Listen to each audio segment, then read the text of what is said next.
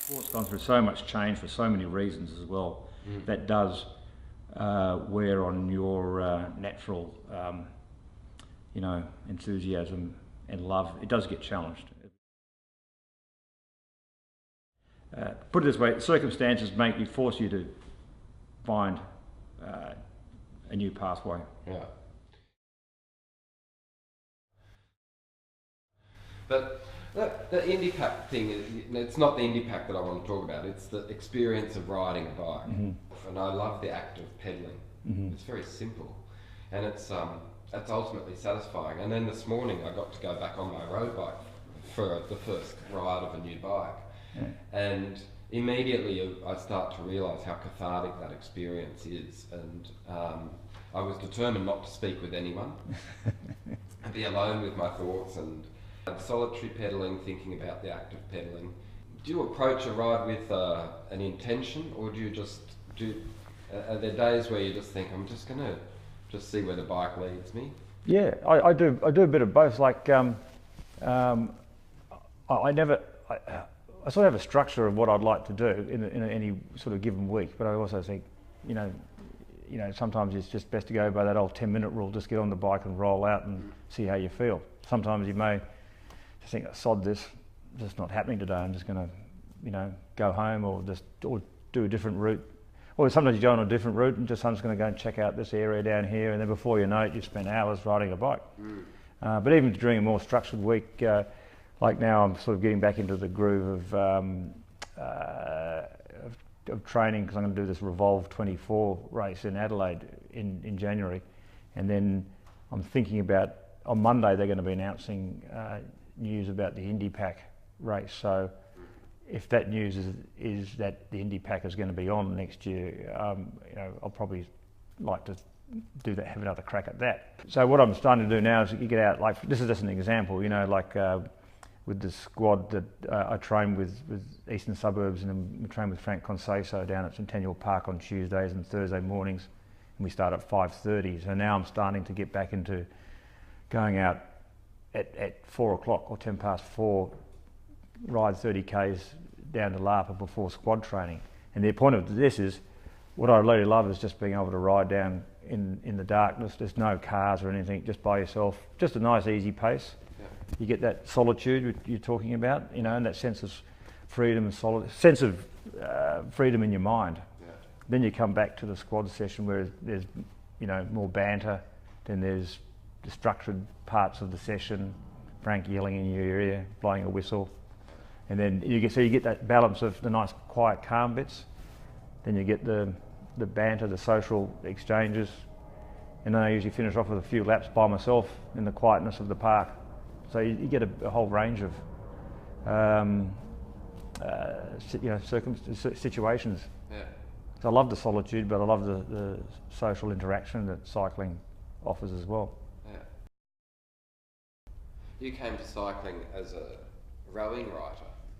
I was a rower. I was a rower. Yeah, I used to write about rowing as well, just when the Olympics came up. But rowing stories are kind of a hard sell with editors.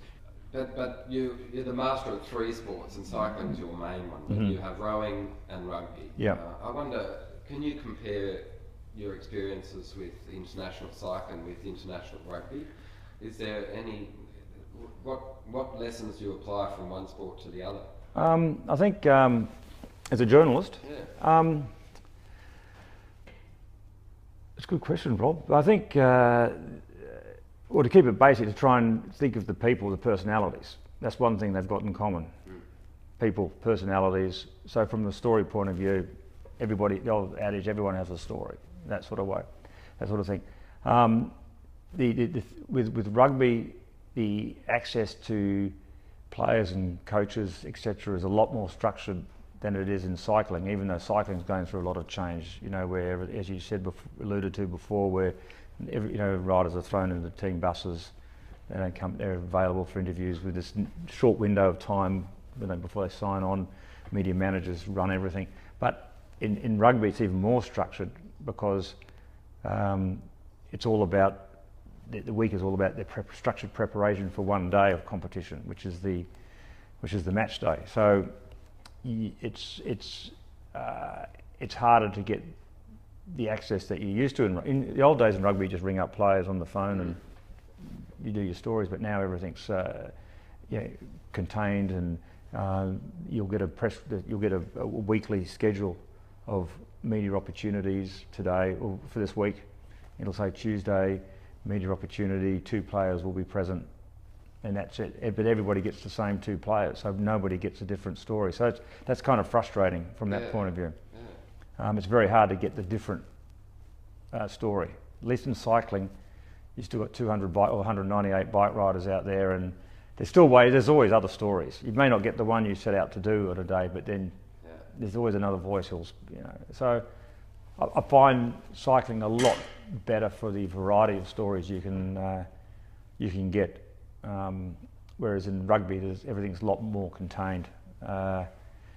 Rowing, though, I mean, I used to love writing about rowing, though. I mean, rowing is the most beautiful sport. When you've been a rower and then you see like a world championship level or an Olympic level, it is just it's cutthroat in a sporting sense, not in bad sporting sense, but it's the skill and the power and the strength required in rowing.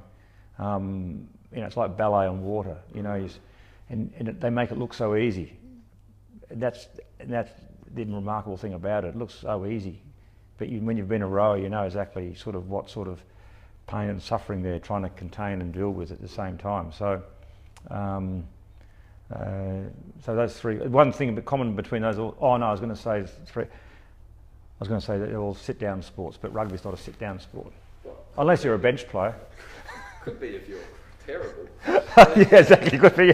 You never get to play. You're in the grandstand. Actually, yeah, that's probably why I've associated with being a sit-down sport. I had a line of discussion I wanted to pursue, but now it's all thrown. I'll tell you one little interesting is when I went from rowing to cycling. One thing I loved, like I used to be a lightweight rower, so we had to you had to come down to there was a maximum weight. It was 72.5 kilos, and then if you rode in a crew, you had to work. The crew average had to be 72.5 kilos, so you had to have, your set limit amongst your crew. And obviously that led to a lot of I'd say in some ways shortcuts to try and make weight. There are illegal shortcuts, obviously, with diuretics and things like that. But one of the getting back to cycling, so what I loved about cycling was that it was a sport you could do, yet eat at the same time. Whereas in rowing, as a lightweight rower, I often had to go through like 4 or 5 days before of hardly eating anything, sort of starving myself to make the weight, and so it was they were poles apart. I got to starve myself in readiness for the race to make the weight, or I can do cycling and eat while I'm doing it. To me, it was a no-brainer. Cycling, of course, you can eat while you do it. But then, having said all of that, there is a massive issue with eating disorders and cycling, and not even gender specific. It's very much across the board. Well, that's just one of the reasons I got out. Because I had bulimia. You did? Yeah. And bulimia is sounds crazy when you think of how it gets a hold of you. I mean, and it doesn't go away. Right. It's a lifetime, and it requires maintenance. Put it this way: it starts off with the essence of obviously your love of food, and then you eat too much food, and then you obviously find a quick way to dispose of that food, which is to develop a reflux action, and you think, oh, that works well, and then suddenly it becomes habitual, and then your obsession or the pressures that are on you to make weight, and then exacerbate your desire to, or just the whole process of doing it, and then it only takes a little chip from someone saying, geez, Rupert, you look a bit fat today. And it may be just a joke remark, but these things get translated in your brain as an insult, and then you lose self-esteem, and then the whole thing becomes this monster that builds, and the only thing that counts is the scales. And it's not like you just weigh once a day, you go back and weigh whenever the scales are there, and then you start almost like it was me, it got pretty bad. I went to hospital for a week, you know. But even in those years, it wasn't hardly discussed at all. It's just people thought it was, you know, female models doing it, but the interesting thing of it is that everybody has different ways of handling it or dealing with it. And I read an article last week by the Irish rugby referee Nigel Owens, who he wrote a book, and he was the first referee to come out and say he's gay, and so he's got a fair bit of traction with speaking out publicly about issues. And he wrote an article the other week about how he said in an article talking about him dealing with bulimia. He did, you know, as a kid he had it, and he still does. And he said before the 2015 World Cup final, All Blacks versus Australia, he was still, you know, suffering from bulimia there. And his point he was saying is it doesn't just go away. No. And when I read that, and that was the first time I'd read that, because it doesn't just go away. I still have trigger moments. I can't explain why. It's just something the pattern is, it's usually when you're having a bad week or there's some bad turn of events or whatever. You're basically not feeling psychologically strong, I suppose, and there's a trigger that comes, and being able to handle the trigger, or don't pull the trigger, or whatever. I mean, that is metaphorically speaking with a reflux action, you know. Well, it's very, I mean, that goes back to where we started and the discussions about mental health. There isn't there's not a pill that will make bulimia go away. There's not a pill that will make mental health issues go away. Yeah. There's no magic wand that can be waved to solve these problems. And that's the, I guess it's a conundrum, and this is why talking about it, it's got to help somewhere. Yeah. And because go back to crossing the line, maybe that's part of my attachment to crossing the line. Is it's you know, I'm quite happy to say I have issues. You know, I have to deal with bulimia. You know, and you know, and it's not just a physical thing; it's a psychological, mental health, and it's something I can hopefully bring to crossing the line. Is my experience with that. You know, so it's not just me being the podcast guy and the journo. Maybe I can, through that experience, help just from my experiences, and hopefully maybe help me too. Probably, I think it's a two-way street. It's at any condition, even with its alcoholism or whatever, people. It's a really interesting thing that where does somebody go from saying they have whether it's a condition or mental health issue or whatever, to making that step forward.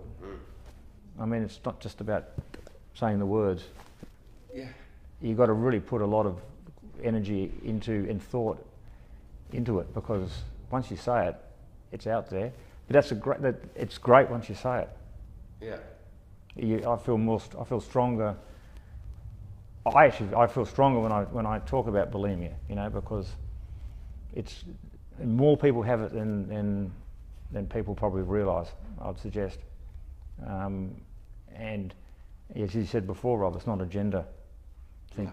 And it's not necessarily, and it's not just sport, it's not just a career, it's not because someone looks fit and healthy and strong and they seem to have not a problem in the world. You don't know what happens when they go home or when they get a private moment, and you know, they could be at a restaurant and they go off to the bathroom. Yeah, I mean, there's all these scenarios, and what you see is not there. So unless people can somehow keep, I don't know, it's a hard one. Which is I don't know what the answer is, you know. Otherwise, if there was that pill, everyone would have taken it. Maybe solve that problem. Yeah, and then there's probably some defect result because of that pill. So at least social interaction is free. You don't have to put anything bad into your body. It's liberating, it's educational, and it's supporting. To me, that's the best remedy around, I think. You know, to help people with health issues or mental health issues or with anything really. Yeah. Talking. Get off these iPhones. Get off these. You know, we're really going a broad spectrum of issues, but they all come back to a lot of the similar core points of our society. That's it. What's going wrong with the world? You know, I mean, let's talk about world issues. Well, the smartphone is 10 years old. Yeah. And in 10 years, the human race has become so stupid because you're sitting on any dinner party now, and if you raise a topic and someone reaches for Google, that kills the topic. Yep. There is no. The that's thought process has gone to Google. Yeah, like what happens? Oh yeah, or Google search it. No, stop it. Think, use your memories. And it's an I mean, we can go long on that as well, but I don't know. This is a long interview already. Yeah. Sorry for going on with. I'll edit. Yeah. But let's keep the discussion alive. I wish you all the best with what you're going to do. No, thanks, Rob. The line. It's a big move. And maybe we should get into some regular podcasts. Maybe if we put the word out with this interview. Yeah, look, love to do that. If you want two grumpy old men to talk about cycling, we can do it. No, let's do it, Rob. It's great to have a chat, and you know, I've enjoyed this today, and I just think you know, like we've been through a lot of years together. We don't do it enough. You know, we have to go beyond that corner in Paris. We've got a lot of experiences to share. You know, and just, you know, keeping things honest and out there, and hopefully people can get confident in being honest with themselves too. Before we conclude, I will use that reference to the Monday in Paris. So what Rupert's talking about is we have had a tradition of hanging out on the day after the Tour de France on what I call deemed for many years the most difficult day of the year, because you've been in this 3-week bubble of hype and excitement and all sorts of things. And for years when I started doing the tour, I found it to be a very depressing day because suddenly you were just you again. And I now prepare myself for that Monday, knowing that it's coming, and when it arrives I'm okay with it. And I think that if I applied those lessons to all of the stress that comes in my life, then I'd be well served. That's good. That makes sense. No, it does make very good sense. You know, it makes very good sense. And we didn't have that corner session, so to speak. Yeah. And so it's become something like was missing. That's it. From it. So that's why we've talked today. So thanks very much for coming to the office. It's been great being here, Rob. Thanks very much for having me. Appreciate it. Cheers.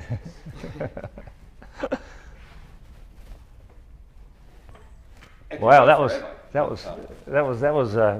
was a broad brush, wasn't it? Yeah.